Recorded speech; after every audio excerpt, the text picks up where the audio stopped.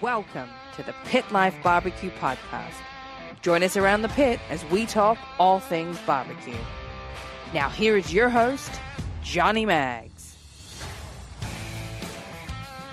What's up, everybody? Welcome back to another episode of the Pit Life Barbecue Podcast, episode 403, coming to you live from the Uncle Steve Shake Studios in Center Bonstead, New Hampshire. It's a podcast where we talk barbecue and a lot of other topics that you normally talk around the pit.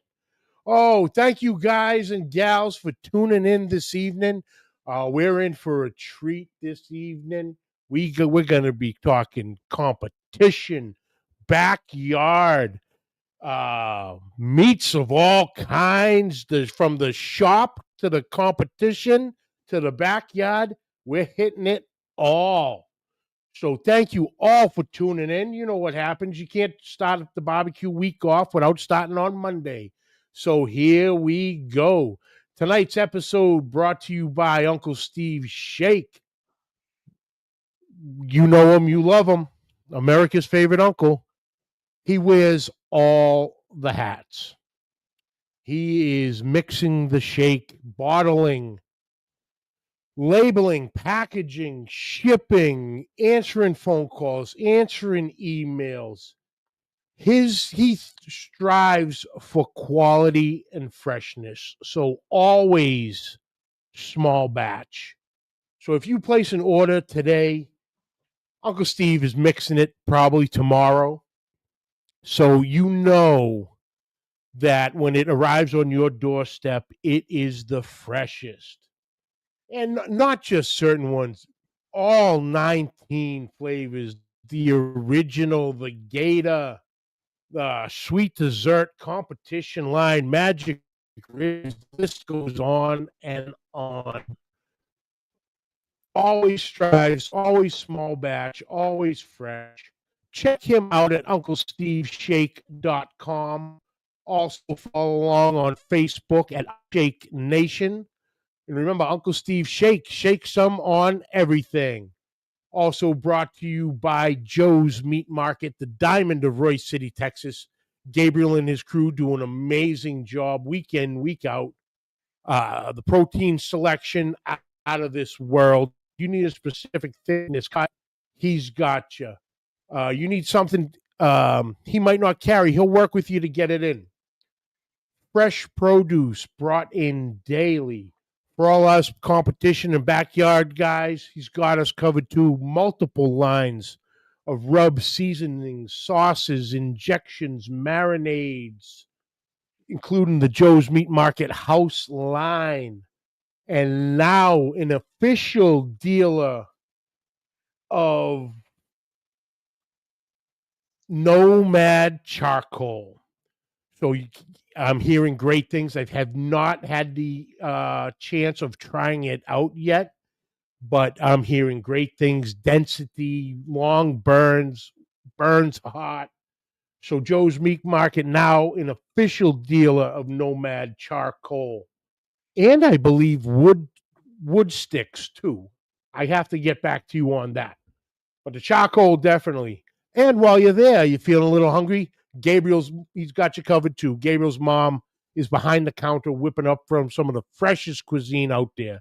So grab a plate, grab a bowl, sit down with the boys, make a new friend, talk barbecue, and leave the rest of the world out on the curb for a little while. Time to relax, folks. But if you're ever in the Royce City area, swing on by Joe's Meat Market and tell them I sent you. And remember, folks, Joe's Meat Market for the win. All right, let's see who we got. I know Daddy Dutch was number one, first in, as usual. Matt Pereira, what's happening? Tom, what's happening? What's going on? Larry Vaughn, afternoon from South Jersey. Time to start my day. Absolutely, brother. Fire it up. Brother Lep, what's happening? Yes, you know this guy, Lep. I believe right down the street from you. Yep. Rico, what's happening? All right, guys. we're going to get into it. This is going to be a hell of a conversation. So, without any further ado, from the great city of Cleveland in the wonderful state of Ohio, from Go Big or Go Barbecue, and also Mr. Brisket, Mr. Aaron Huentelman. Aaron, what's going on, brother? Oh, it's going. Snowing and trimming briskets. Yeah, right. I was sitting here. I go. I hope someone here tonight. It's snowing there because it's been snowing here since this morning, and I've had enough. I've had enough of it. But It's been it's a long like, winter. oh god, it has been. It has been. I'm not. I know you guys always get your fair share, but man, we've been getting killed out here. Now, we've been lucky the past, 5 years or so. The winters have been pretty light for the most part, but Mother Nature decided, time to catch up. Yep. Here's 3 feet.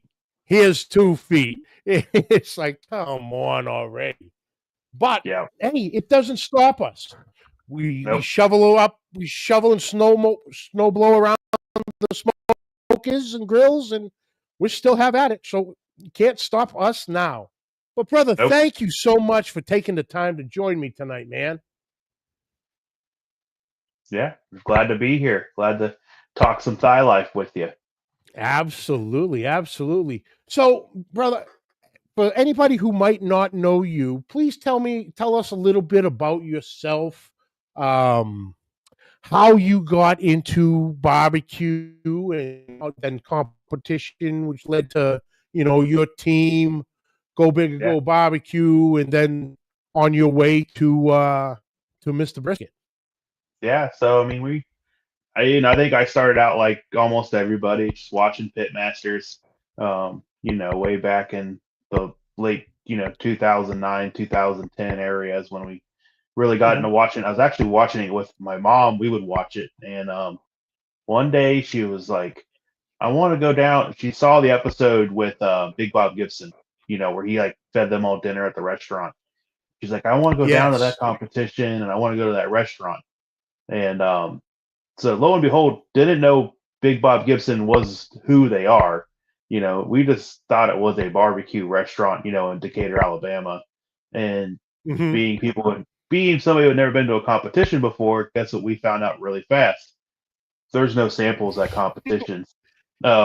So we drove from Cincinnati to Decatur, Alabama to hang out in Decatur, Alabama and have big Bob Gibsons. And, you say, what's else there to do around here? Well, you can go to the Walmart or you can go bowling. So we went bowling. But, so we experienced that. A couple years went by and I actually we were at a Menards and they had like a gas smoker. And I was like, I want to start, doing barbecue. So we got that gas smoker out in the same year. There was a KCBS Backyard and Masters announced for Cincinnati, where I was living, and I was like, all right, we're going to do it. Practice, like all summer because the competition was in October, and got up there, and you can't use gas at those competitions. So like a week before, I was like, hey, Dad, can we get ourselves a cheap little offset from Walmart? And we were running like the smallest offset you can get from there. And,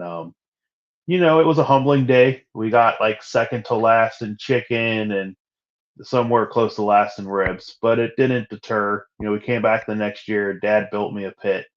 And we took first place in pork, with a 176. And that's kind of when the development of the sauce and the rubs really started off. That was like 2015. And then that same year, I met my wife later in the year. So we started dating, and she really pushed me to take the next steps. We competed, we practiced. Within then 2017, we got our first grand champion at a local competition. So the bug keeps biting. People start saying your food's good. You want to keep doing it. But in that same year, I met Tony from Historic Barbecue and John Gamble. They said, let me tell you about this guy named Hank up at Mr. Brisket selling Imperial briskets. So my wife's from Cleveland, And it was like, well, let's look up Mr. Brisket, and the next time we're up, in town before we moved here, let's go see him. So we meet Hank, me and him talk, and I get a brisket, and the relationship starts there, and then we end up moving up here in Cleveland in the late 2017, early 2018. Um, and my goal was always to work for him. I don't know what always drove me. I went to school. I went to culinary school. Mhm. My favorite classes were butchery classes, and so it was kind of like, oh, I want to work in the meats. And in the back of my mind, sorry, Hank, but I cannot pay full price for meat for all these competitions. I got to find a way to get them cheaper. So might as well work for the guy. Um, and hey, it's worked. It's worked out so far. It's a good perk, but so within that time frame too, you start getting the sauces. Fully developed and selling them in mason jars. And we did the KCBS did like a sample event at a Cabela's up here. They asked teams to go and hand out meat and talk the gospel of everything, and we were allowed to sell our products. So we sold like 100 mason jars of my sauce. Well, that's not feasible to do it again in a white kitchen with a wife that likes a clean kitchen. So it's like, let's get it bottled. So we got it bottled, and we've just in the first event I had was February 27th of 2020. We all know what happened right after that as COVID hit. And Yes, sir. so, it was like excited. You got your sauce and rubs bottled. You're going to go out there and hit the ground running, and boom, it happened. But the saving grace again was Mr. Brisket. He was carrying it in the shop, selling a lot in the shop. 2021 comes along. I finally say, Hank, tired of working my office job. Think it's time me and you make it official. And I come work for you. And so at that point, we start making barbecue for the shop that sells more sauce and rubs and allows me to compete. And, from there, we've kind of just kept the foot on the gas. KCBS changed the rule on the pork, which was my first foray in trimming meats. We were able to trim out collars for that. And, that grew for a year. And I was actually trimming the muscles off of pork butts. So we would have like 10 cases of pork butts, and then we'd have like half pork butts we'd have to sell until we finally found a collar that we liked. But and then it grew into the trimmed chicken thighs. That's kind of been you know, we rolled into that. We did 16,000 chicken thighs last year. And yeah, but it's changed how the business runs. And I'm hoping No, changing absolutely. competition. I'm hoping it's changing competition barbecue for the better, and it's just been a fun ride. We got our competition boxes. I've got 5 or 6 different ones now, and I always hark back to my first, or 2 competitions. If I wasn't stubborn and would I have kept going, if I would have had what I had now in terms of the competition box, I think it helps those new guys beat the learning curve a little bit. My pitch always is you don't have to be a master mechanic to be a great race car driver. And I feel like it's the same thing, for competition barbecue. Mhm. You don't have to trim the meat. The rules are there for that. You can trim it beforehand. Why not save time? And I always say save money by saving time. Let me do it. And yeah, here we are. I trimmed 32 briskets today. Oh, wow. Wow, wow. All right, so let's jump right into this question. Hmm. And I'm sure I could possibly put up a poll here in the chat, and I'm pretty sure it'll be a 1,000% to zero. But as a competitor, okay, Hmm. I'm pretty confident we all hate doing the same thing. Chicken thighs. So, so how did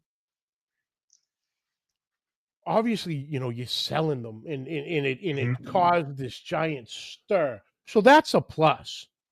Yep. But how much time a day would you actually spend trimming chicken thighs?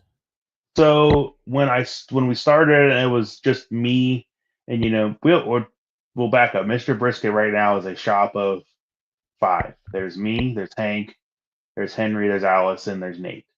Henry's sole purpose is chicken thighs. It's the only reason, not the only reason he has a job, but that is his job. His labor is calculated into chicken thighs. But when I started, we would always say like, "Oh, it's thigh time," so we would start after we're a deli too, so you got to account for a little bit of a sandwich rush every day. So after the sandwich rush, around like 12:30, you'd spend the last 2.5, 3 hours of the day just trimming thighs. And that was back when we were only averaging 120, 200 thighs like a week. I'm bringing in 200 pounds a week now. And like I said, that's Henry's. He comes in 9 o'clock, ish. I'll give him that. And he's hammering them out. The fun fact about Henry is he's Michael Simon's nephew. Oh, no kidding. So there's a big, Cleveland connection there. And but the kid we were talking about today, he was like talking about the thighs and lining them up and make sure they all fit. And I said, yeah, but you're taking pride in your work, and you can tell. You can look at how we were doing them late 2023 to now, just on guys who are buying them, and posting on them at comps. The ones guys put out this weekend, just beautiful, and I'm proud of it. I'm proud of what he's doing. I think it's a great product, and it's creating a lot of good byproducts. Like we're able to do shredded chicken, for a great price in the shop. We're making chicken schmaltz, which I got to figure out a way to get it off the ground. But the chicken schmaltz in your butter bath for your chicken, your comp thighs, I think it it changes the game. Interesting, because the chicken schmaltz I've seen starting to really gain some traction.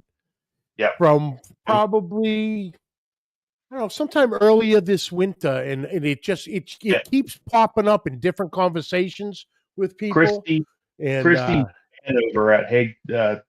Vanover talks about it a lot whenever she posts her chicken thigh videos, and it's like, yeah, I've got a literal freezer full of schmaltz because every week, they are liberal about saving their trimmings, saving, the shaving all the scrapings of the fat. They put it in a pot, we render it out, we 4-ounce package them, so they're basically each one's a stick of butter's worth of schmaltz.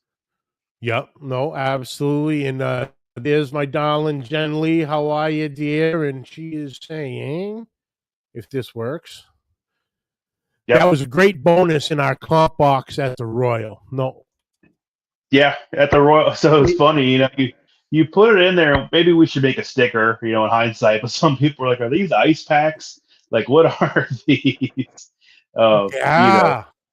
But we went to the Royal Oak Invitational 2 years ago, and I just brought a cooler full and just handed them out to every team down there. And the guys who know what it is, I think they appreciate it and understand how it can, it can up your chicken game some. No, absolutely. Absolutely.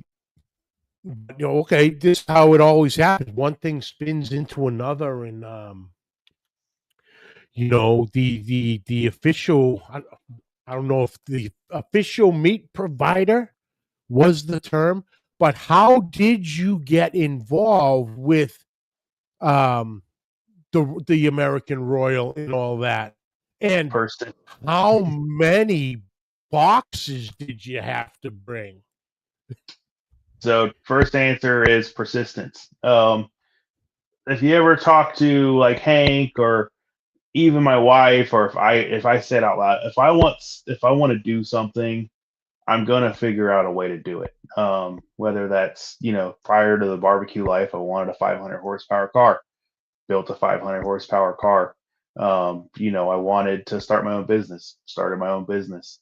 So I would say one of my qualities is I'm persistent. Sometimes that might be overbearing, sometimes it's not, but I kept bothering any email I could find for the Royal, till somebody messaged me back, just to talk about how can we be involved. Because once we started the competition boxes, you start figuring how can we go bigger. with this. And that was always a goal of mine was to, say roll a semi truck worth of meat down there. But like this year we did like 110 competition boxes. It was about 1,800 thighs, about 120 briskets. It was a lot of work. The work was actually harder in the logistics of getting the meat from Mr. Brisket to Kansas City. Then like once you're on site and everything's there, as long as we had everything, we were golden. Yeah. But so we ended up renting a refrigerated trailer from a Amish guy up here. And fun fact, insulated trailer. Once you add that insulation, it adds an extra 1,000 or plus pounds of weight to the trailer, which takes away Oh, from what you can add to the trailer. So so yeah. we have so we're pulling all this meat out of. We have a commercial freezer that we store like our collars and everything at, because the volume that you do, you have to buy everything by a pallet to make sure it's all there. So we have a commercial freezer we use. And so we're loading this trailer, and you can watch the tires start to go, go, go. And my friend Josh was the one towing that trailer, and he looks at me and goes, "Yeah, this isn't happening." And I'm like, "Oh, okay." He's like, "We're gonna go get you a U-Haul." So we split up the order. I drove a U-Haul, was it 14 hours out to Kansas City, and it was an adventure. We got there, and then we moved everything back in the refrigerated trailer. And like I've said in prior conversations, it went as well as a first year trial of doing this could go. You know, we Sure. got everything there. Everybody had their meat, and not everybody's going to be as excited as the next person is about it. But I think overall, I think it was a big success to the point where we want to do it again this year, and we're just kind of waiting on the Royal to reach out and see what it looks like for this year. And there's my man Ken Yeah. Wood. Ken's a great dude. He's a big user of the comp boxes, which I Okay. appreciate. I saw someone like him come forward to start using it. I'm like, okay, you know, when you have guys who have been doing this for a long time, use your products and succeed with it and keep coming back. I think that's a telltale sign you're doing something right. No, 100%. And for everybody who's listening audio wise, Ken's comment was, "Can't post my box from last weekend in these comments, but I thought it was the best thighs we had Hmm. ever had." You know, And that's so and that's a that's a compliment. For sure.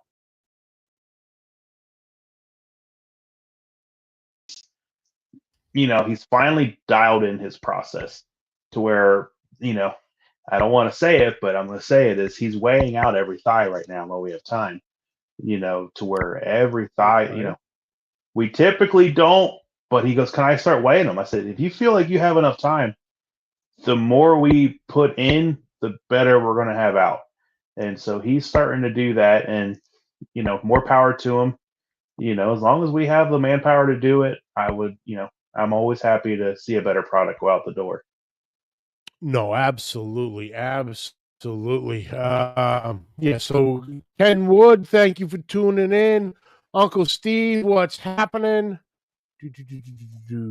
Big Rome, what's going on, brother? All right, brother Leprechaun TV. He's got to hit me, and we're just gonna bounce around here, Aaron. So please bear with You're me. good.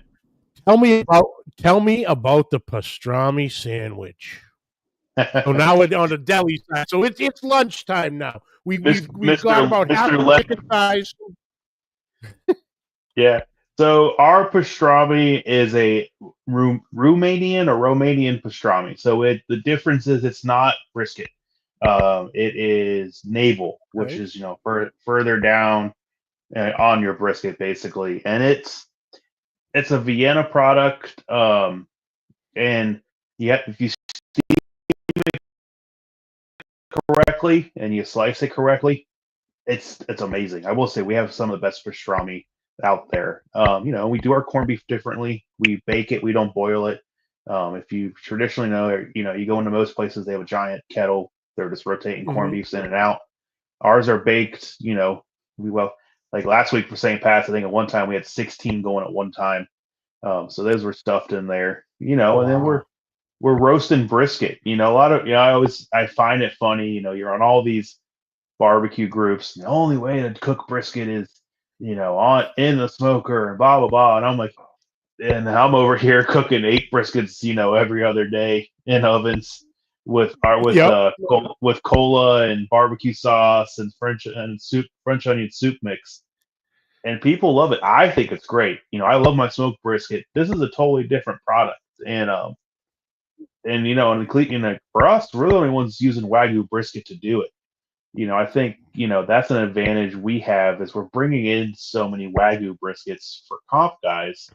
The byproduct off those, is making our sandwich side and our prepared food side any better. But to go back to Lep, I haven't seen him in a while. There's been pastrami waiting on him. I just don't know. He's so busy selling his hot dogs and his own barbecue. Yep. I don't know where Yep. he's at. He's a busy boy, that's for He sure. is. Busy boy, and He, obviously with St. Patrick's Day just yeah. passing, he might be finally recovered. I know he Oh, goes all out. He might still have a little orange in the beard. If I know him good enough. yep. St. Patrick's Day is big up in Cleveland. I grew up in Cincinnati, and it was a thing. But up here in Cleveland, I was, as for a restaurant timer, I was in the trenches making sandwiches for a solid, 3 hours that day. There was no trimmed thighs or brisket going on that day. It was all sandwiches all day. Yeah, no. And there he is. My bad. So you'll Well, probably see him tomorrow. yeah. Oh, that's interesting. That's interesting. Yeah, so you started with the comp box and the chicken thighs that took the barbecue world by storm. Now you said Yeah. something that was very interesting. You have 5 Hmm. competition boxes. So Yeah. what do those consist of? Because I know of from the guys who've I've seen use them is the chicken thighs, the collars, Hmm. ribs, and a brisket. Yeah. So you got combination boxes or Yeah. So like we have like for the IBCA guys who do half chickens, and no pork. So we're doing a box where it's brisket, half chickens, and just ribs. We have the backyard box for the 2 meat guys. We got the 4 meat one. And I smartly put in my sauce and rub bundle onto that one, so I wouldn't count that, but it's a good variation. And then we have the Rib Cook Off Association box, which is one we just launched, like a week or two ago. And that one, I'm hoping it gains traction. I think it's a great option, especially like I was talking to Jody today for international teams that are Mhm. like coming in for Worlds. Yeah. Where it's the 4 baby backs, 4 St. Louis wings, steak, and then we have options for like my products or Heath Riles um, the World Championship rib bundle, and we throw it. Our friends at Booster Okay. Barbecue provide that stuff. We throw it all in a box, and it goes right to. I'm hoping I can get a hotel, involved out there where I can just start sending them to for some of these like international guys. But I'm also hoping, that sanctioning body is growing a lot, and I hope, Yeah. we can gain some traction with them. Some people are like, "Well, I'll just buy my ribs at Walmart." That's great, but I'm always on the time saving thing, especially if you want Springer Mountain wings, or a correctly trimmed, prime ribeye that you don't have to hope the guy at Meyer or somebody trimmed out for you is right. Yeah. Um, so and I'm always trying to add more. The boxes, we made a big investment this year just on the first half with a literal trailer full of cooler boxes. So we have the coolers to ship, so the more options I give you to get the product out, I think the better. So that's, we have fun with it. I've been poking and prodding like Heath Riles to have like his own rib box with us, which maybe one day. He's a busy guy. Yeah. Wearing his shirt, so maybe you'll see it. But I'm on his I'm on his team. Great company to work with. I trimmed all his meats for the Jack last year. So that was a big deal for me. It's another proof and concept that that's somebody that's trusting you to trim their meats. But just like that, or if like an Uncle Steve shake wants a box where he's, even a small box where it's like a steak, a steak box, or I think there's opportunities for in America 250 box where it's burgers, dogs, stuff like that for a Fourth of July cookout kind of thing. 4th of July, So, yeah. yeah, we have a Father's Day box that I turn on every Father's Day. That's got like steaks and things in it. Oh, that's cool. And of course, I got Lep, any tri-tip or pecana? I know I got tri-tip just came in today. I'm 80% sure we might have some picanha there too. All right, there you go, Lep. Get down there. No holes. Get yourself a tri-tip, a couple picanhas, and put some pastrami sandwich there, brother. That sounds like an eventful, fun-filled day. Yep. Oh, that's cool. That's cool. So with with the butcher shop, Mm-hmm. from your knowledge and your expertise, behind the counter, what are the I guess less credit, cuts, not necessarily not comp for comp style, but just grilling and barbecuing, Mm-hmm. on its own. What are some of the lesser known cuts that you absolutely love throwing down with? So something that's unique, like to us, that I know you can't find in a lot of places is hanger steak. And if hanger steak is trimmed correctly, because you got a big membrane down the middle of it. If anybody's another hanger steak is your diaphragm muscle, I call it the moo muscle. But there's a big membrane in the middle of like basically two steaks. As long as you trim that out, I think it's just as good as a high end strip. Mm-hmm. That's a great one. Our outside skirt steak is amazing. There's a difference. You have an inside and an outside. You got to get the outside skirt steak. That my kids will devour a whole one just between the two of them, and they're only 8. Uh, I mean, for us being we call it higher end. We don't bring in a lot of unique stuff outside of those two. Yeah. We're a ribeye strip fillet. We've got, right now we've been dabbling in some tomahawks and some porterhouse, but those two steaks I think are above any of those. I'll cook like skirt steak is so forgiving. You could cook that, especially like Wagyu, I mean, even like a good choice, but the Wagyu, you could cook that and forget about it, and it's still going to be just tender and juicy, Yeah. even on an overcooked mid well. Okay, interesting. Randy Salinas, what's up, brother? Big Salinas barbecue in the house. What's going There's on, brother? another Mr. Brisket ambassador. So Randy was an inspiration of mine. I saw his TikToks of him trimming brisket, and I'm like, well, I've got to get as good as this guy, And then that was a big compliment when he started turning around and buying trim briskets from us. Mm-hmm. So he's our Texas guy. We've got 10 or 15 ambassadors. We've got him in Texas. We've got Cassidy Bean in California, a bunch of Ohio guys. We've got Lee Evans and the Wade brothers out on the East Coast. So, we're growing that Nice. program. Randy's been, he's an OG. He's from the beginning. So happy to have him. That's for sure.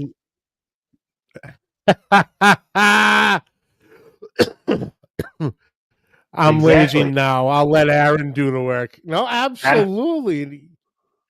That's the goal, is to let you be lazy, and not stress as much.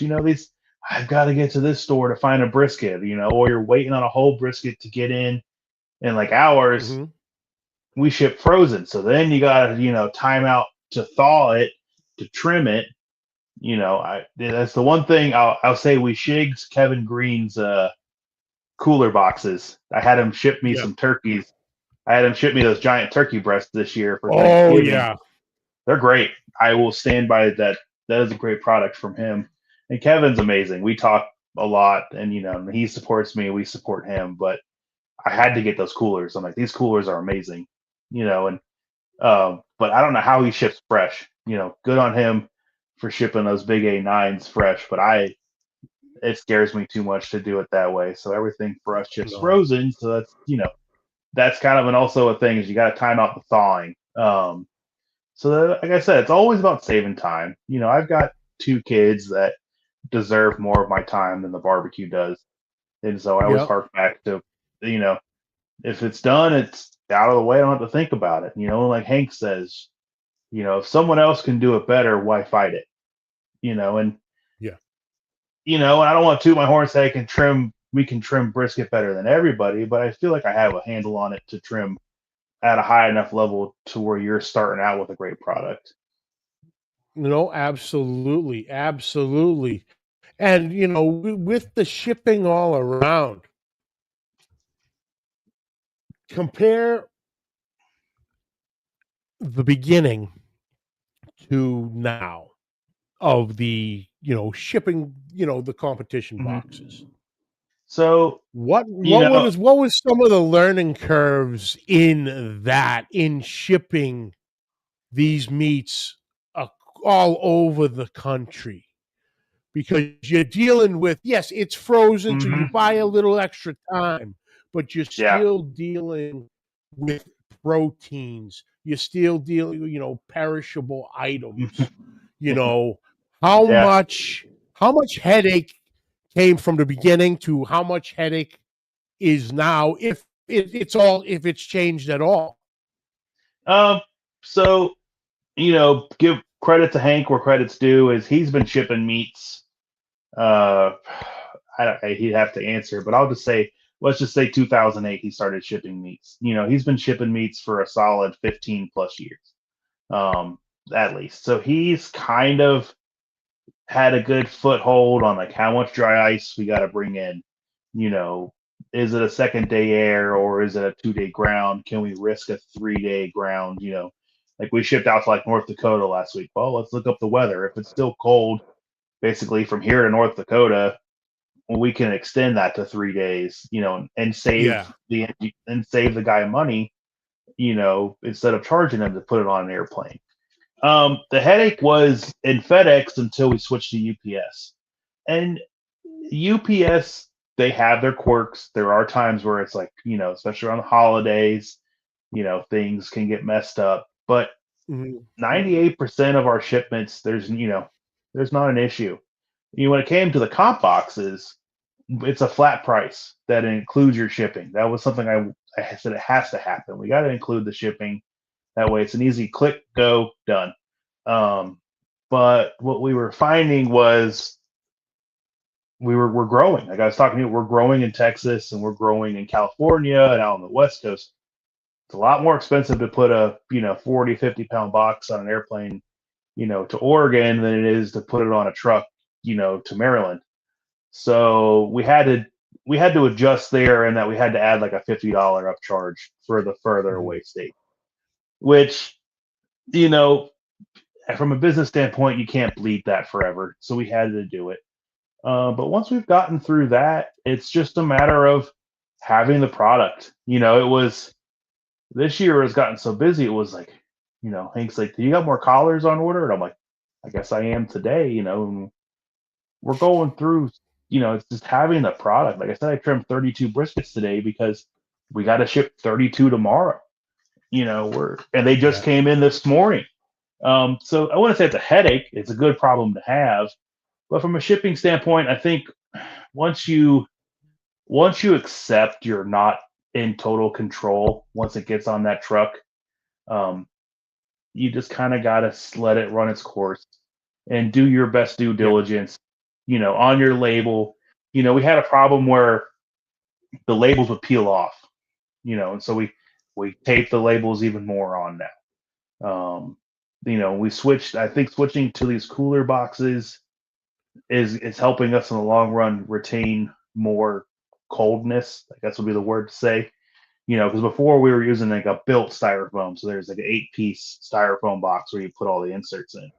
So you got some air leaking out there. Now that we switched to these, like, I think we're doing good. I mean, I had one box shipped to Cincinnati from Hank, so it was going to show up frozen regardless. But I don't feel like it was much different than what we're doing today. And that was in 2017. If anything, Okay. if anything, doing more of it, puts more focus on it. We're just doing better. Okay.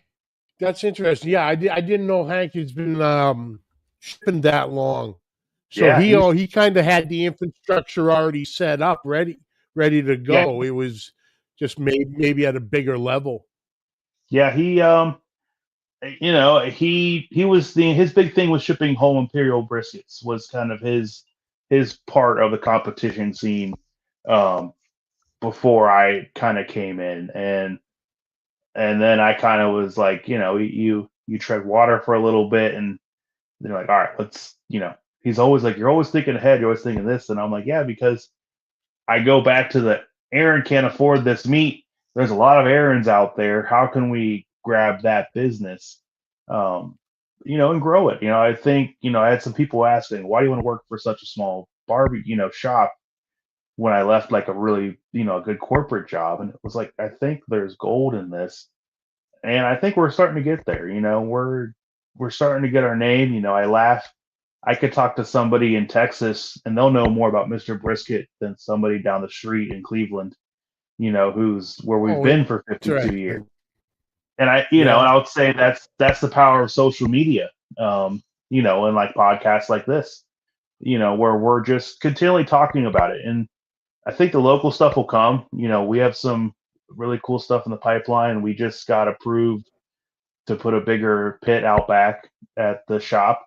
So we're going to grow the barbecue side of things. So that's going to be exciting.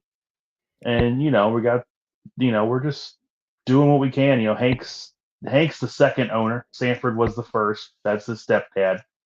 Okay. And Sanford's claim to fame was he was the first person to sell prime beef, in Cleveland. And I think if we can keep kind of that heart of, we're not only the best beef in Cleveland, but the best price beef in Cleveland. I think that's where we're going to grow, here in the next couple years. This is just position ourselves as not only the best, but the best price. Now, speaking of price, you know, especially now we've seen the spike in the protein costs. Mm-hmm. Now, to on a day in day out basis, do you how the hell what the hell's the word I don't want to call it fudging numbers because that's not it. But let's just say you're getting ribeyes in Mm-hmm. at X amount of dollars, and your shelf price is X, Y, and Z. Yep.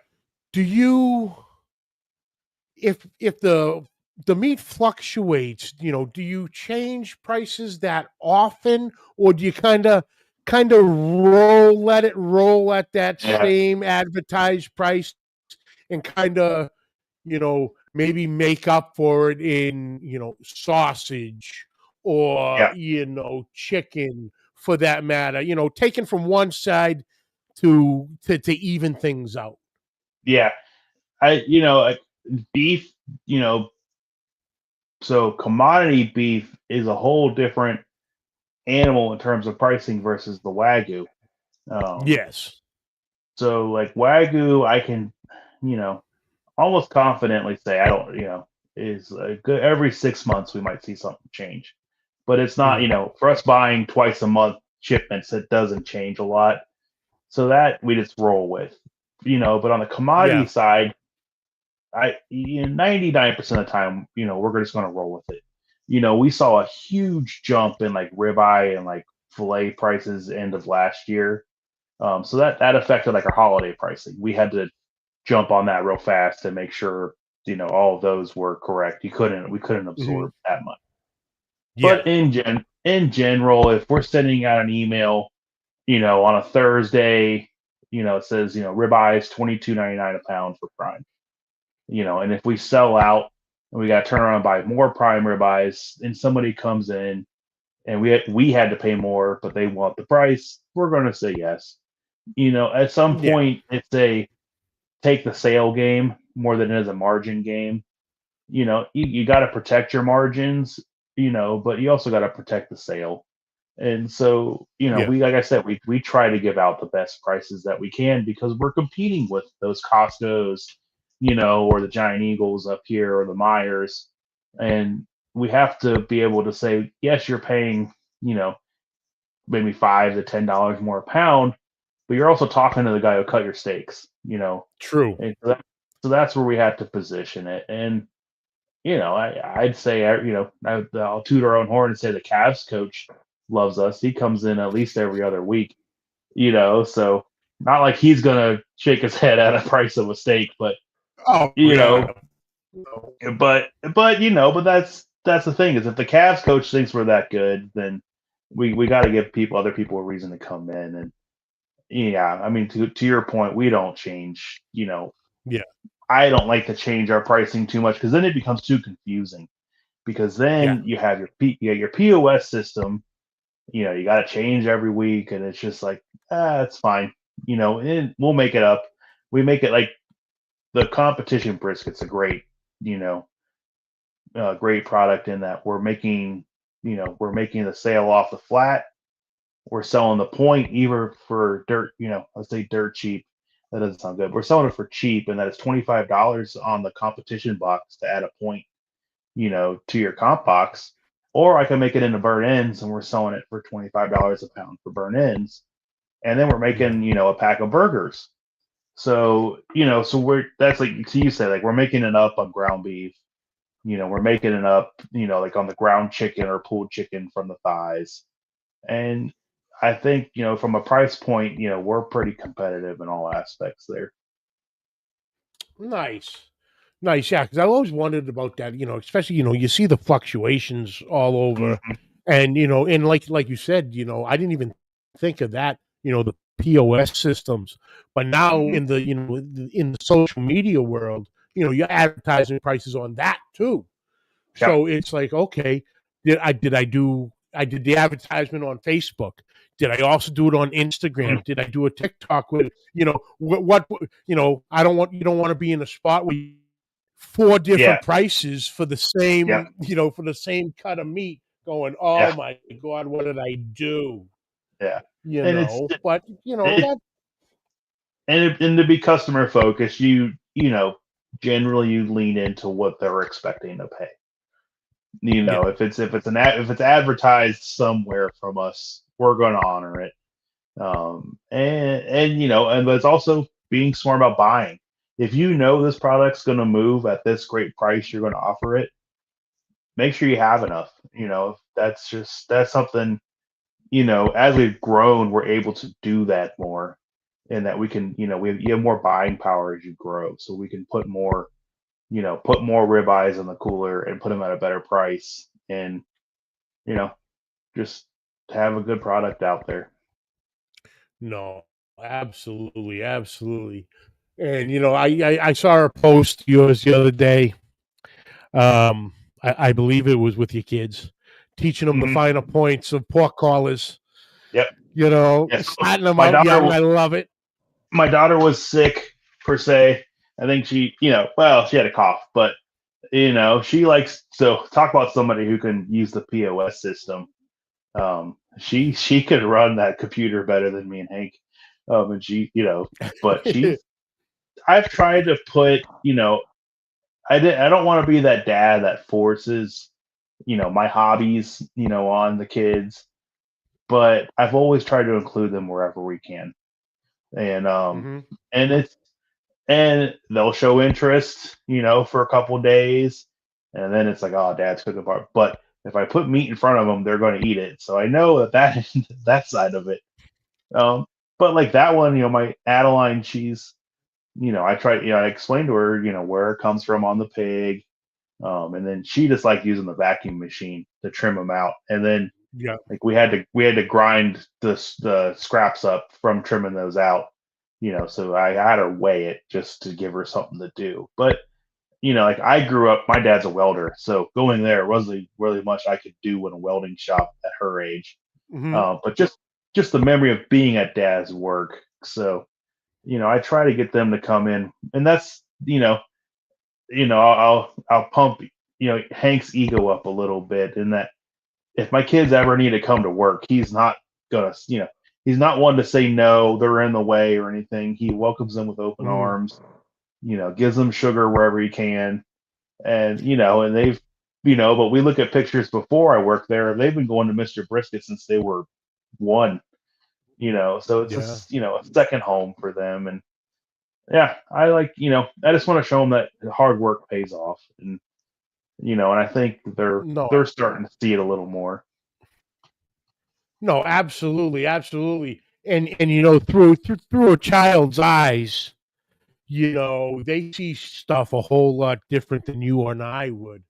But Yeah. I can't imagine, being, a child, watching my father or dad friends, working in a butcher shop, meat shop, and Yep. they kind of would have that Willy Wonka Yeah. factory thing going, amazement around every corner. Something's Yeah. going on. People Yeah. coming or looking at this cut, that cut. Oh, look at this. This is so much bigger than that, and this is a little darker, and that whole Willy Wonka thing. Yeah. It's like they won a golden ticket to come to Mr. Brisket and hang out. You know, and that's something we're working on to, maybe not come in to Mr. Brisket, but it's definitely something if you keep your eye on social media soon, we'll be having a golden ticket moment per se here within the next 2 or 3 weeks. And I'll leave it at that and say that Mr. Brisket's always, looking to, I always use the term change the game, but I think what we're going to do is something that no one in our realm in terms of like butcher shops is doing yet. They're welcome to do it, but I think I'll be the first to do it with this big deal coming up here soon. Yeah, no. So, guys, keep your eyes out on that. Big things coming. I like the premise of what Aaron would allow me to know of it, and I think it's a really cool idea. So keep an eye out with that. But Aaron, brother, I thank you, sir, for your time. Thank you. Obviously, you got 32 briskets and God knows what under your belt today, with another 32 Oh, coming tomorrow. So I we won't had a, keep you it's all funny. I was night. like, Don't want you tired wheeling a blade. You know what I mean? we had a guy, I was like, oh, I got done today. And we had a guy at Big Al's Barbecue. I'm not sure. I haven't met him yet, but he called and said, I'm coming up from Tennessee this weekend and getting 10 comp flats. So I know I've got 10 more to put on the table tomorrow. So, Oh, there you go. There you go, brother. Um, you know, so where can everybody, well, first we'll start with you. Where yep. can everybody find you social media wise? So you, the comp Yeah. team. So comp team and our barbecue sauce and rub, and I say ours because it's a co-ownership between me and Hank. One, he's helped me push that dream forward. So I want to give him his credit where it's due. But go big or go barbecue.com is where you can buy the sauce and rubs. Keep an eye out for that. I'll just leave a little hint there on that website for what we just talked about. But go big or go barbecue.com. Same name for all of our social media. Our Instagram, Facebook, and TikTok. And then, on the other end of it, we have Mr. Brisket, Mister Brisket, .com. Also the same on the Facebook, Instagram, and then TikTok. We just use the Go Big for now. It's so much to keep up with between all the Oh different God, yeah. social medias, but those are our main ones. Mr. Brisket, if you ever want to know about a deal or what's coming up or a free delivery to a competition, like we just delivered down to Smoke on the Shores. We're delivering to Michigan here in a couple Okay. weeks. That's where you find all that information. You see my pretty face and sometimes Hank's and sometimes some cute kids, and then my wife's cupcakes, like I was saying, we just were finishing those up. My wife's selling the cupcakes at the shop now. So that's an exciting Oh, little sweet nice. treat. Yep. Oh, absolutely. Sweet and savory always works, brother. Yep. And some Absolutely. pastrami.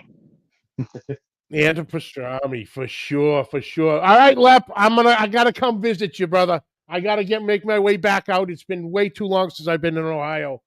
So We're I waiting gotta on you. figure this out now. I gotta figure this out. Um, and yeah, folks, on the social medias when you're searching, allow from experience from this weekend. Do not allow these phones to be smarter than you as you are typing out the MISTER and you click on it and it still does the MR. And next thing you know, you just tagged Dubai. a meat shop from Dubai. I tried it 3 different times. Every time the little spell check thing would obviously go from the word mister to the abbreviation. But we finally got it done and everyone got tagged. So Yep. Aaron, again, thank you for that catch because I would have Yep. never caught it right off the bat. But brother, I thank you so much for your Thank you. time, continued success. Can't wait to see what you guys do next. But hang on 1 second. I'll jump right back in with you. All right, folks. That was Aaron from Go Big or Go Barbecue and Mr. Brisket. I did forget. So I do that now. Brought to you also by Champions Barbecue Alliance. The 2026 Road to Barbecue Greatness runs through New England this season and beyond. The New England Triple Crown is back for year 2 and bringing the next battle for the belt buckle with it. Introducing the 2026 Uncle Steve Shake New England Triple Crown, sanctioned by the Champions Barbecue Alliance. 3 competitions, 3 states, 1 champion. This isn't a 1-weekend win. It's a season-long battle for consistency and barbecue fire. If you want the crown, you've got to run the gauntlet. 7 Maples Smoke Showdown, New Hampshire. Vines Vineyards, Rockingham, Vermont. The Camp Harkness Beachside Smoke Showdown in Connecticut. Show up and show out with the best chicken, ribs, pork, and brisket.